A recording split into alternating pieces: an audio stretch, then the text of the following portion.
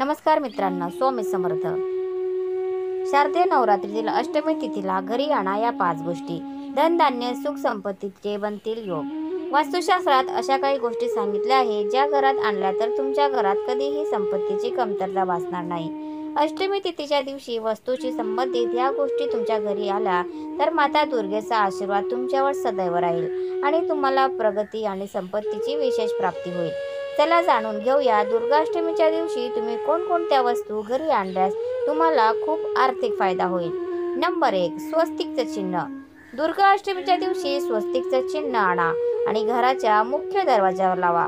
स्वस्तिक या शुभ चिन्हाच्या मदतीने तुमच्या उत्पन्नाच्या मार्गात येणाऱ्या अडचणी दूर होतील. नंबर 2. चांदीची वस्तू. दुर्गाष्टमीच्या दिवशी चांदीची कोणतीही वस्तू आणा आणि दुर्गा मातेला अर्पण करा. नवरात्रीच्या काळात चांदीच्या वस्तू खरेदी करणे उत्तम मानले जाते. चांदी खरेदी केल्याने आर्थिक समस्यांपासून दिलासा मिळेल. नंबर 3. मातीचं घर.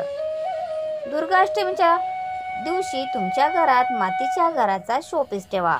असे केल्याने मालमत्तेशी संबंधित वाद मिटतील, तसेच तुमचे स्वप्नातील नवीन घर खरेदी करण्याची संधी मिळेल. मोरपंख.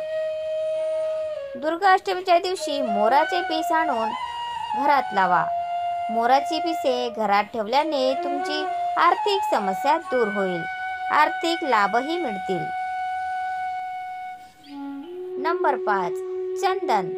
ज्योतिषशास्त्रात चंदनाला खूप शुभ मानले जाते.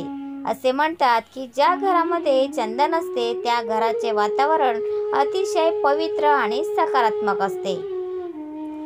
सकारात्मकता टिकवून ठेवल्याने तुमची आर्थिक प्रगती होण्याची शक्यता वाढते. जर तुमच्या घरात चंदन नसेल तर दुर्गाष्टमीच्या दिवशी चंदन नक्की आणा. तर मित्रांनो, तुम्हाला आजचा व्हिडिओ कसा वाटला प्लीज कॉमेंटमध्ये नक्की सांगा आणि व्हिडिओला लाईक, शेअर आणि सबस्क्राईब करायला विसरू नका. धन्यवाद. Thanks for watching.